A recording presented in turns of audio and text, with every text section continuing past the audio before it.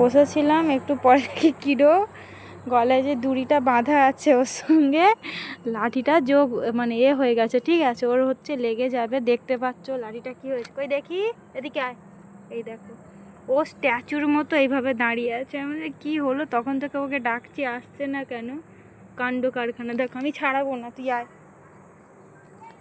ও পুরো স্টপ হয়ে গেছে, দেখো এত দৌড়াদৌড়ি করছিল একটু আগে, পুরো স্টপ হয়ে গেছে।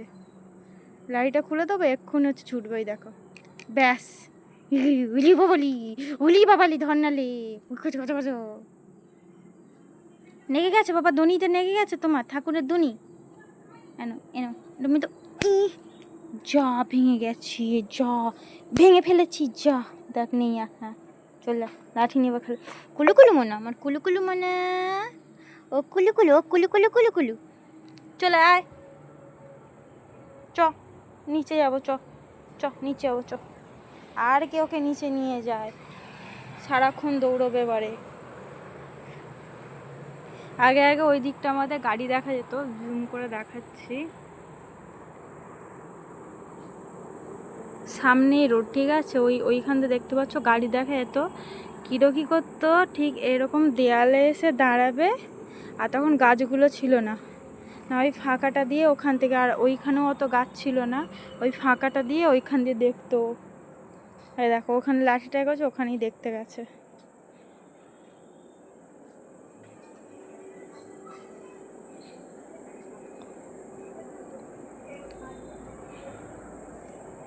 পাপা এটা আমাদের কি গাছ বলতো?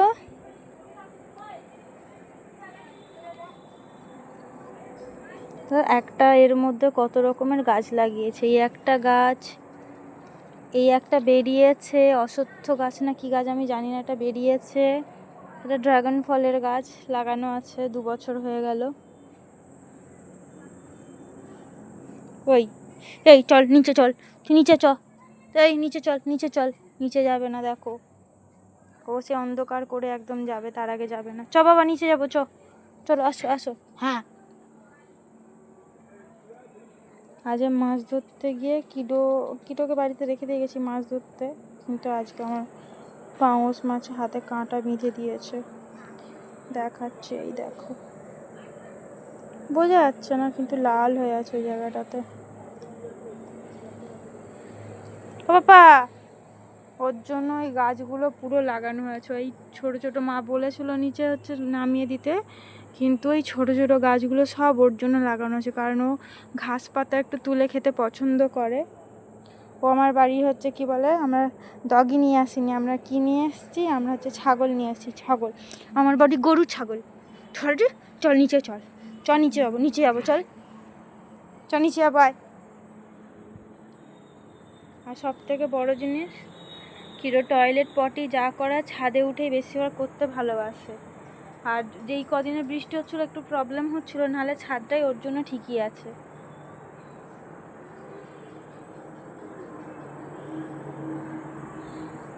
চলো বাবা, ওকে তো চেন দিয়ে বাঁধা হয় না, ওকে সেই জন্য কী করা হয়, ওকে হচ্ছে বাইরে ছাড়তে পারি না, কারণ ও দৌড়ে অনেক দূর চলে যায়, আর যখন চলে যায় তখন আমাদেরকে সবাইকে দৌড়ে দৌড়ে যেতে হয়। আর কিডো কী করে, এইখানে আমাদের রাস্তা, এইখান থেকে শুরু, ওই ওই ওই দিকের দিকে বেঁকে পুরো চলে যাবে, ওদিকে রাস্তা আছে মেন রাস্তা, ওদিকে দিকে পুরো বেঁকে চলে যাবে, আর এত দৌড়ে মানে দৌড়ে দৌড়ে ছুটবে যে ওকে কেউ ধরতেই পারবে না, জোরে ছুটতে এত পছন্দ করে। ওই দেখতে পাচ্ছ, একবার এদিক একবার ওদিক করবে। আর কাদেরও যদি ঝগড়া হয়, বলে না ঝগড়া দেখছে দেয়াল টপকে, ওই পাড়ার লোকের ঝগড়া দেখতে ওর খুব পছন্দ হয়।